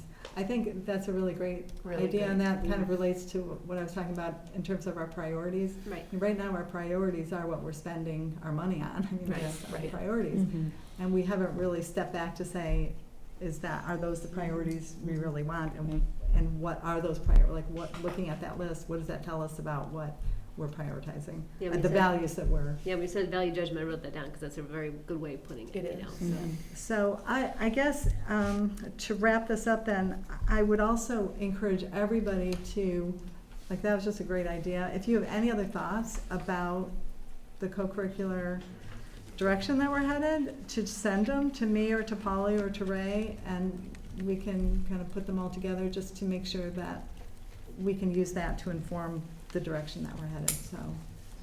Does that make sense? Yes. If I could not let you wrap it up. Okay. I just wanted to put a thought out there that I know this is probably going to be a minority opinion, but the idea that we ought to consider bringing all of the costs on budget, as opposed to creating a fundraising organization and moving more of it off budget.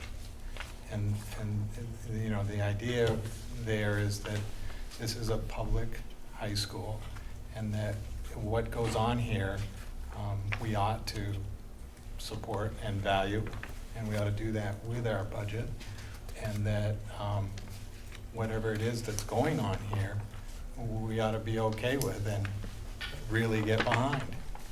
So I looked at the numbers and I thought it might be $175,000, $200,000 more in our budget to bring these numbers onto, you know, our existing commitments. So I'm not a big advocate of increasing the budget, but in the context of this issue, it's less than 1% of our budget that I'm talking about.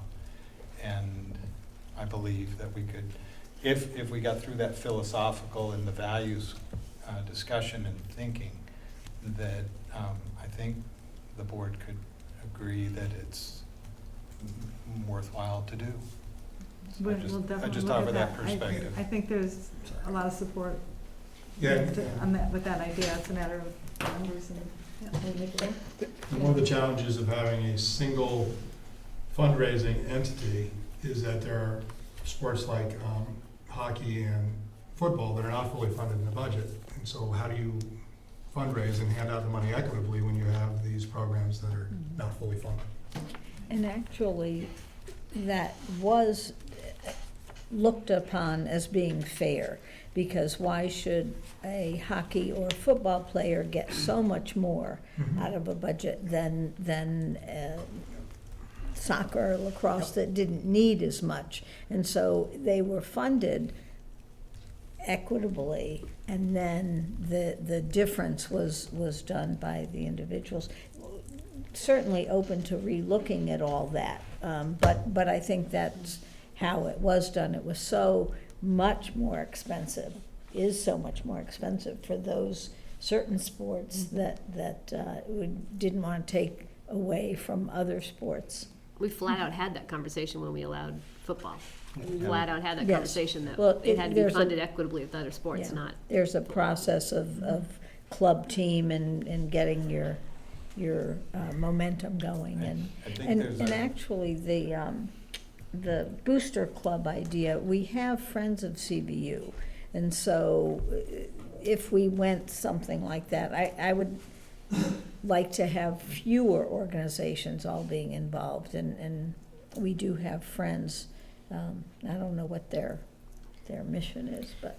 I feel too that my daughter she's been on a few different teams, and I know she was on the Nordic, and I thought it was part of a team building to do some of the fundraising, and I know and to also be part of, okay, this is an extra cost, to kind of own it a little bit more, and the respect that you get out of doing that, I thought was really good.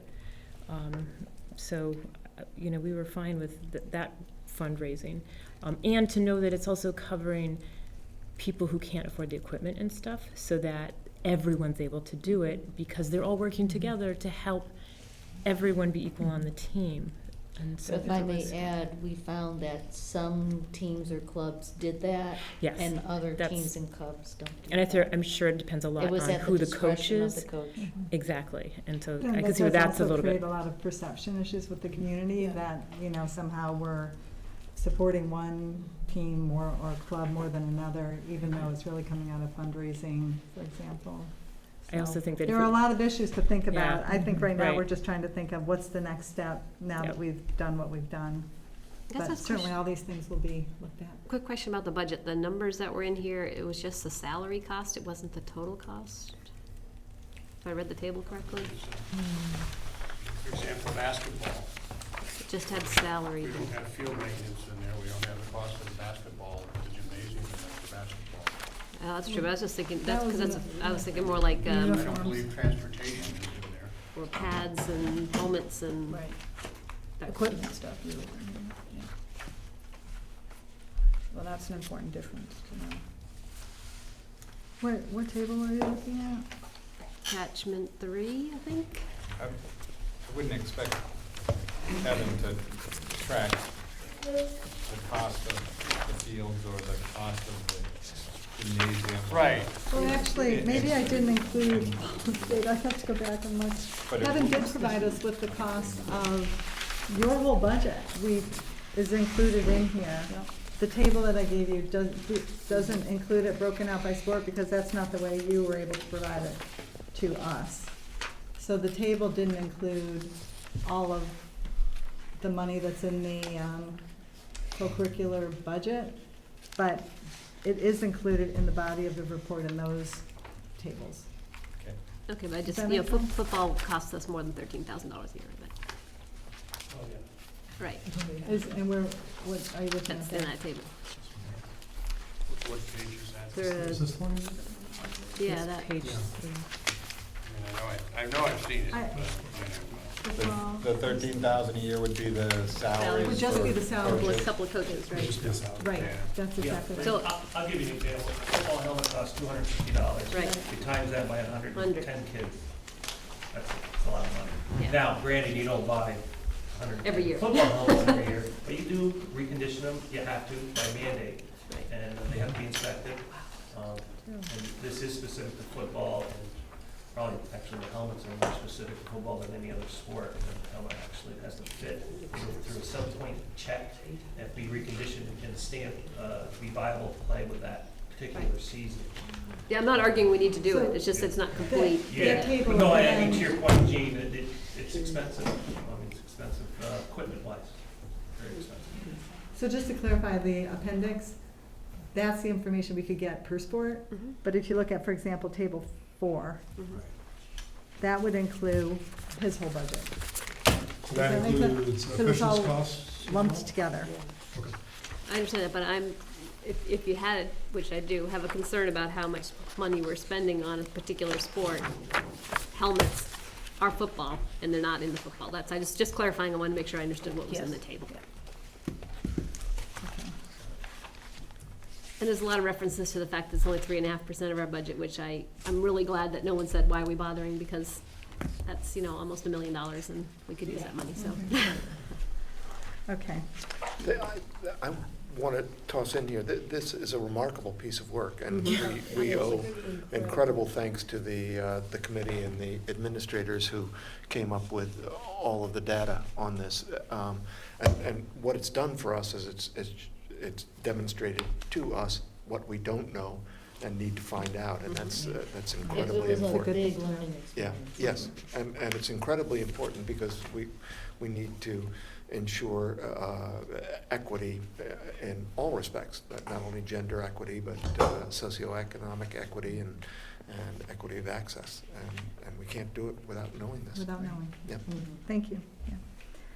Okay, so let's move right along to retreats.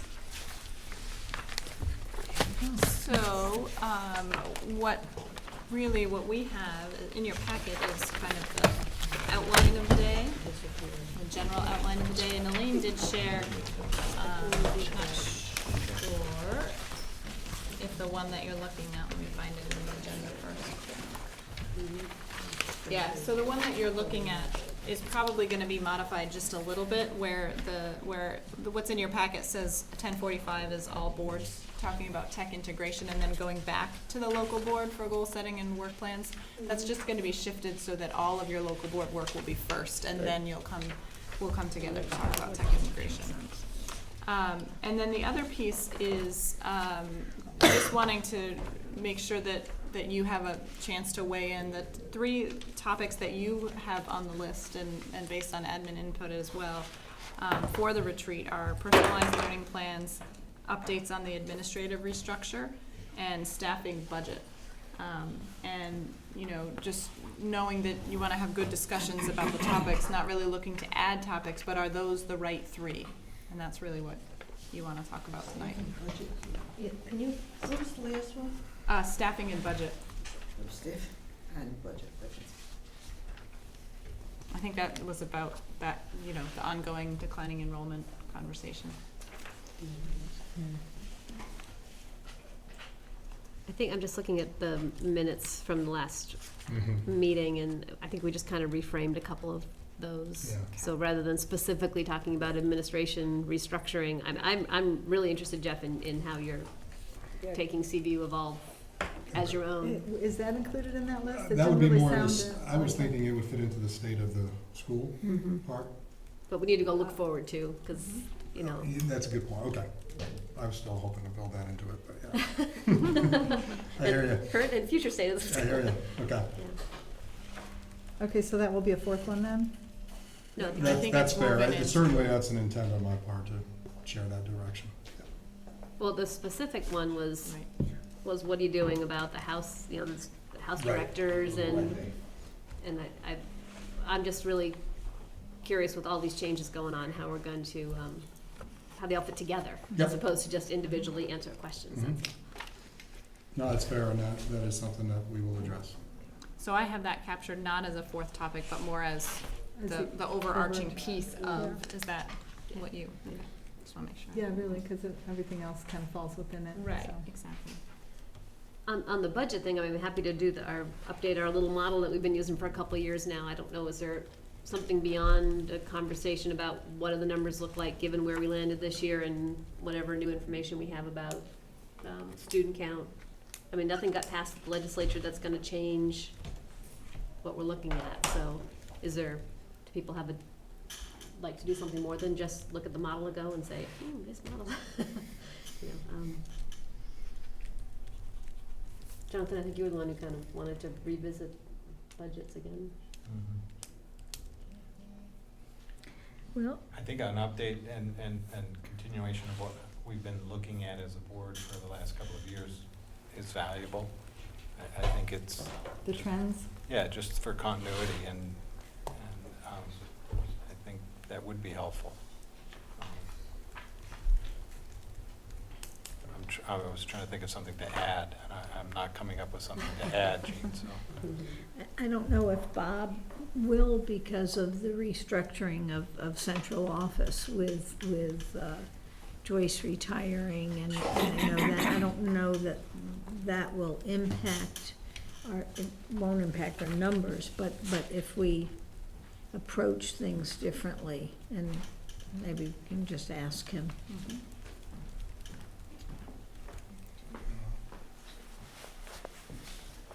I guess I'm just hinting at the fact that this is like our one opportunity to have a big chunk of time to really focus on something important, and the budget thing won't take 10 minutes. So unless Jeff's gonna talk for 3 hours, we might wanna think about, is there something else that the board wants to tackle in a little more depth?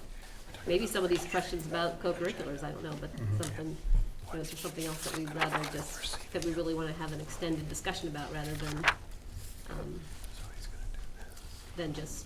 I don't really think we'd be ready to do much more on co-curriculars that soon. Well, I don't want to be more data, but I thought we were kind of having kind of interesting discussion that we had to, cut short for time, so I don't know. And my understanding, Jean, is all of 2 hours? Okay. I think, yeah, I'm looking at 8:30 to 10:30 unless I'm reading this wrong. Uh-huh. And I think I've got enough to cover that, but I also think that these PLPs could take up quite a bit of our time. No, that's true.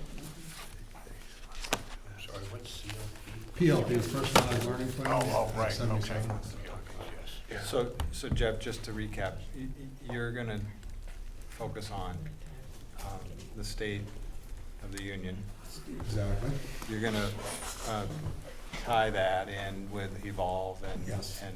Yep, and how that fits into the new structure. And you're gonna talk about the future a little bit. Yep. And how that's gonna roll out or into. And then you're gonna also talk about the PLPs?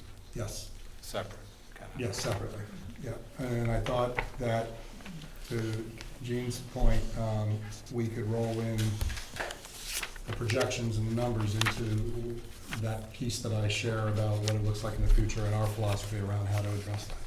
Does that make sense? That'd be great. And if you could make those numbers available to me, that'd be perfect. What do I look like? Something I can understand, please.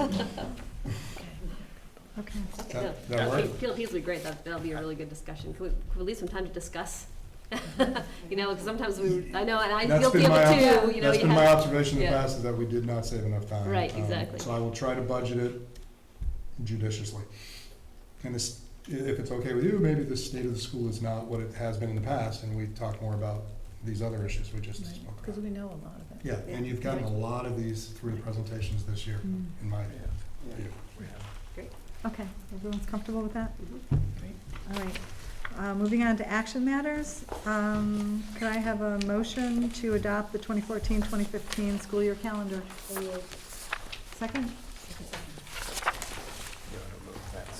Discussion. Do you have any discussion? How many half days are there? 5 compared to 11. They're killers. 5 compared to 11. Did you get it? All right then, all those in Ask them how many favor? full days there are. Ask them how many full days there are now. Point of order, Madam Chair, should All those in Director favor of Rath be adopting? abstaining on this? Of adopting the school year calendar, say aye. Aye. Opposed? Okay, could I have a motion to authorize the board chair authority for summer action? So moved. Second? Any discussion on this? Okay, all those in As it was, favor? as it was said at CSSU, all those come back to the That's- full board, that's so right. we're authorizing you to do it, but we always know the hires. That will and come all back in the that. fall, so yes, everybody will see yes, that, yeah, right? yeah. Okay then, all those in favor of authorizing the board chair authority for summer action, say aye. Aye. Opposed? Okay, moving on to the turf field committee charge. Could I have a motion to charge a new committee that is to be called the CVU Athletic Fields Committee? Thank you, Marilyn. And that will work to recommend a plan for rehabilitation of the outdoor athletic facilities outlined in the Gale report, along with a financing plan and communications plan. If the committee determines appropriate, the report can include any articles the board should consider having voted on by the electorate at the March 2015 annual meeting. Meetings will be conducted according to the following schedule, which is slightly different from what I sent to you.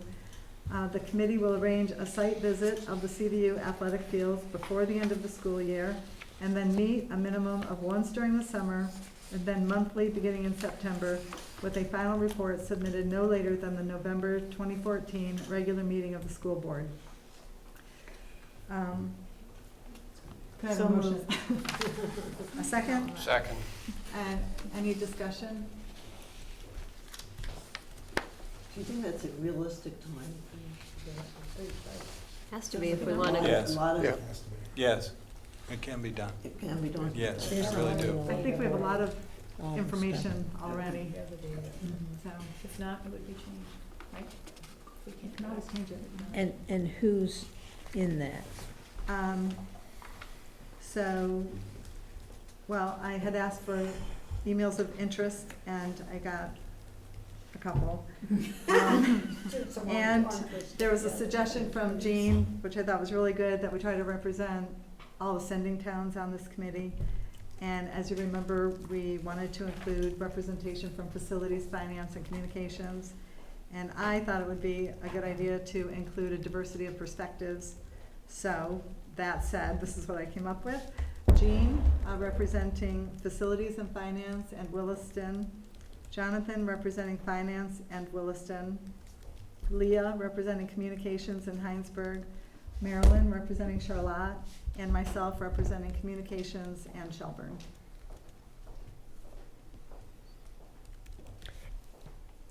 And so no outside people. This would This just is be a a board board, that meeting. was what I was thinking, but thank you. Yeah, no, it's good. Okay. And administration. I mean, as we need them, I guess. Well, I just think if board members on their own are working towards something without a CVU staff person, you can go off in a direction that makes no sense just by a mistake. And so that's why I was wondering if one of your designees or Kevin's involved in this, so just a thought. Though it could be the person who is as needed that we, is our consultant or whatever. We could I certainly think keep, as we need, I mean, we've already indicated a couple of pieces of information that we'd like to have, that we've asked Kevin, if he can pull together. We should probably go over that to make sure we're really clear on that, but I think we can do it that way unless, I think we'll be communicating back and forth ongoing. Every time we meet, we'll be communicating with Jeff, Kevin, Kurt, Bob. I think we're gonna, out of necessity. I think the committee may have a different view of it, but I don't think we're starting from scratch here, right? I mean, we've got all the way down the path, we're just kind of regrouping.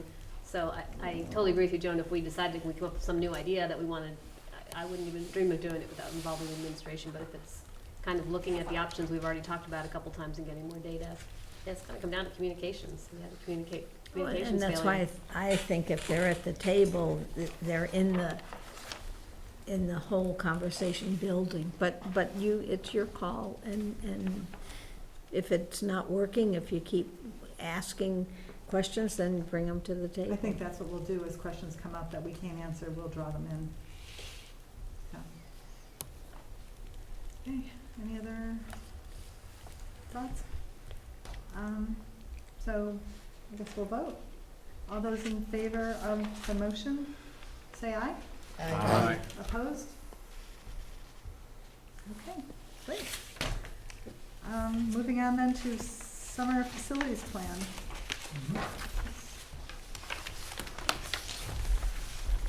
So yes, that page is towards the end of the packet. Everybody can find it.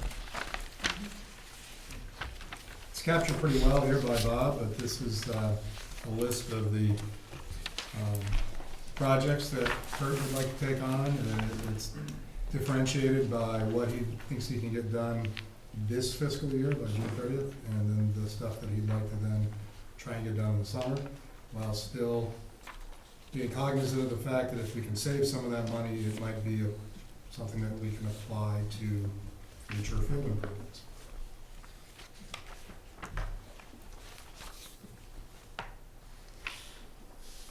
So the money that's available is the 128. Right.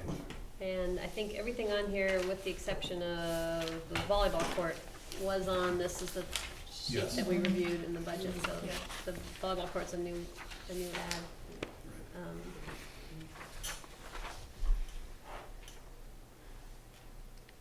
There was one So item this that, totals to 105.7? And can you explain the need to complete this by July 1st? This amount, the 34,700? Is there a need to do it by then? You know, it's not a Yeah. firm need. What it is that right now we are running so set aside the construction fund. In our operating budget, we're running about a $70,000 to $80,000 surplus. Right. But only in net. We've overspent our budget. If you look at the thing, we've actually spent more than we've been authorized to spend by the voters. And so it gets really tricky about whether or not you can spend, the reason that we have more money is because the revenue is higher. We had a huge surplus of tuition is way higher than we had budgeted, and I think I guess it would be tuition. So there's money in the budget, but our hands are kind of tied because it's on the revenue side and not the other side. So that's where it gets really messy. We won't have even though we're running an $80,000 budget right now, we can't vote like we did last year to move it to the construction fund. You have to obligate that before year end, before your fiscal year ends. You've Okay. got to at least obligate, sign contracts, even if you don't have the. Actually, the work has to be done. completed. I even asked Right. that question. Yeah. So it's a percent of completion, so. it's doing today, instead of postponing it until next year, It's got to tomorrow. be in this fiscal. Doing what we can today. to Okay, get- so I'm sorry, I just want to be clear. Yep. The construction fund has 128,926 available. Right, In addition, we have this 70-ish in the 70 operating some budget. Right, in in the the operating operating. budget. And so what we're intending to do is to use that money So in the operating budget? that would cover the 34, That would cover it, yeah. and then would use 71 of the 128. Okay, Correct. okay, got it. I guess Thank my you. only Thank you. concern, and we talked about this a little bit, is that we'd really, I'd really like to let that construction fund continue to grow so that we don't have to bond as much. So, my only concern with these numbers is that, number 4, the paved west parking lot, that's actually was on our plan for 2 years out, so, So it is something that we led you to believe is, it could wait a couple of years. but now you don't think it can. I don't know. I'll have to check with Kurt on that. I'd second that thought, that Yep. I was hoping to have a summer list of about 50 grand. Jean, can I ask a question? If there's 70,000 in the operating budget that has to get used, and we're only using 34,700, what happens to the rest of it? Goes into the general fund. General fund then, okay. And Gene, I know I've got access to that. That was for 2 years out. It was originally. 16, 17. Thank you. The good news is it's in there for 60,000 and now it's only 26, so that's good. Maybe we got a little discount window that we have to manage. That's a lot of inflation in 2 years. Yeah. I was kind of with I'll ask- Jonathan, I kind of like the 50-ish number to do some of this I'll ask work. Kurt that question. So could we I waive- amend it to not include the 26, and then if you want to come back and ask for the 26 at our business meeting, In June? because this isn't, Could I yeah, ask for because, that in June? right, Yes, because this is it's not in the, after this the isn't the first- summer work, this summer, is in the yeah. budget work. Okay. Do you wanna just do that whole summer budget after, and just do the immediate stuff that needs to be decided on now? And then, I did ask Bob and Kurt if that would be the bottom of the list, and they said yes, so okay. I think I'm okay with, I know I'm okay with the rest of it. We don't have a motion. Actually, we don't even have a motion We on the don't. floor. Yeah, sorry about that. So how do you want to do this, the motion? Well, I can make a motion to accept all the work except for the paved west parking lot, Item 4. item 4 on the under. Summer 2014. Until we get more information. Well, next, next I could time, bring it yeah. up And then in the just June bring it meeting. up if to we that, need okay. to. Okay. Do we Does have that a make second? sense to everybody? A second. Okay. Guess we just discussed it. All those in favor? Say aye. Aye. Opposed? Okay, great. Thank you. And then moving on to personnel, do you want to do these individually or all together? do You them can all do them together, together. but I have to ask a question first. Answer's yes. Okay. Thank you very much. You know what it is, I know the right? question. Wait, let me get the motion. Can I have a motion to approve all of these, so 7.51 to 7.5.8, teacher hires? Yep. Teacher So moved. nomination. Those are Second? hired. Second nomination? Okay.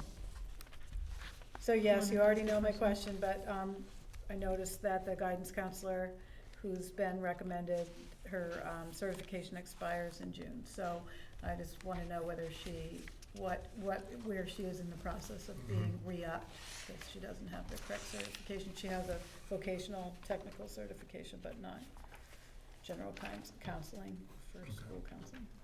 My understanding is that was addressed by the committee and satisfactorily, but I will follow up on it to make Thank sure you. it's accurate. Any other discussion? So are we voting on that one, or are we not? So I don't know, because, it has pending, you're pending her transcripts for annual salary, but for me, it's pending whether she's certified. But I know there's some language in the, usually there's language in the contract, right? Yeah. Or in, Yes. I thought we carried language on these things so that we were not doing this, but, yeah, that's my concern. But I don't know whether we should. You want to remove it from this list? And Yeah, and look then at we this could- again next time? But then we have, Yeah, then you Then we'll could- have to do it. You could express the concern and assume that it's being addressed correctly. And so if it was, then we could go forward with these. If it's not, then So have it approved, What's our conditional- system? I don't think we have a great, sorry, I didn't mean to interrupt. I don't think we have a great system for following up on those things. We've done that a lot of times, and I don't think we have a good system for following up.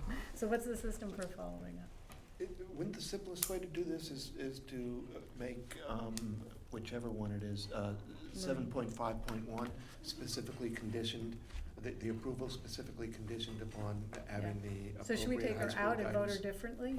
Yeah.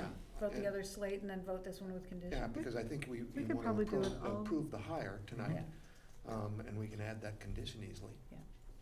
So can we just do it all together though? Jeff, Yeah, I would do what it does all that do to you with hiring? It's one board member, and I'm in agreement, and we know that now, when you're looking at this, when hiring committees are looking, I just don't want to foul up the hiring time frame, and so I don't know how to address that. Well, I think that's what we're addressing by voting on it tonight, conditioned only upon the certification. Is it actually having the certification? What's your exact? Renewed, it looks like, right? Looks like it She expires had June it, and it's 30th. gonna run out in June, so I just wanna know Where where we are with the where renewal. she's gonna be renewed in time for. I have no reason to believe she will not, but I can certainly follow up on What that. if the answer is very no? Then the board's not approving her. And Correct. I don't know that the rest of the board has that same concern as Leah Yeah, does. I know. It's okay, I just have to voice it at each time. That's my job. Well, I think that's been important, Leah, because I know that when hiring, the hiring, the interview committee is there, that comes up and is important. So I think your voice has to be loud and clear about that, and it can impact our candidates, so I think that's important. Okay, so shall we go ahead and approve all the other ones and then do a separate motion for this teacher, or this nomination? Yes. Okay, so, do we have to have the other motion withdrawn? Or Amended. or a friendly Friendly amendment. amendment. Who made the motion? A friendly amendment to remove the nomination for the guidance counselor? Well, to vote on only 752 to Okay. 758, and then vote the other one separately. I forget who made the Do you have motion. that? Joan. Joan made it. Joan You made okay the with that? motion. Okay. Yeah, I've been shaking my head. She's good with that. Megan and I are in So- communication. Okay. All those in favor of approving the nominations for the positions listed from 7.5.2 to 7.5.8 with the removal of the position listed in 7.5.1, say aye. No, because you've already eliminated it by saying starting at 7.5.2. You don't need to say that part. So now make a Okay. motion. From there to there. Okay. All those in favor say aye. Opposed? Okay. Now, do we need to do A motion for a 7.5.1. motion for the, okay. Could I have a motion to approve the position listed in 7.5.1, condition that the nominee will renew her certification before the beginning of the school year? No. No. I don't want to not hire if that's the best person and our time frame is here. She knows she has to be certified, and so we just say How about we do? expecting to be. How about we do it this way? Why don't we, someone make a, I'm just gonna talk through this, Yeah. right? We'll make a motion to approve 7.5.1, period. Leah can amend it to say conditional on getting her Proper certification. proper certification. If you, I kind of feel like you did, Joan, I'm gonna vote no on the amendment. Yep. And then we'll vote on without the amendment, which was just hiring, so. Okay. Okay, so we'll So go through could it I have again a slow. motion to approve 7.5.1? So moved. Second? Second. Okay. Now, Leah, you're gonna, Yeah, I'm gonna make the amendment that she just said, that it's that the hire is conditional on her having the appropriate certification for, by the time school year starts or whatever. Yep. And do we second the amendment? Does that have to be seconded? Yes. It does, and if no one seconds Do we it, have a then it second? dies, Dead in the and if water. you second it, then you I'll go. second it. We'll second it. Then you get it. Any discussion on the Just to amendment. clarify, so a yes vote will make it conditional, and that, I think it means that Jeff can't really hire her until he knows that she has her certification. Which could be tomorrow, because she Or should it say could it's in be the offer. August, but he still Right. can't make her an offer. Right. Right, so if you vote yes, you're saying, I'm accepting the conditional statement that he can't hire her until she has the certification. If you vote no, then you don't agree to the condition, and then we're gonna go vote on whether or not you wanna hire her or not, so.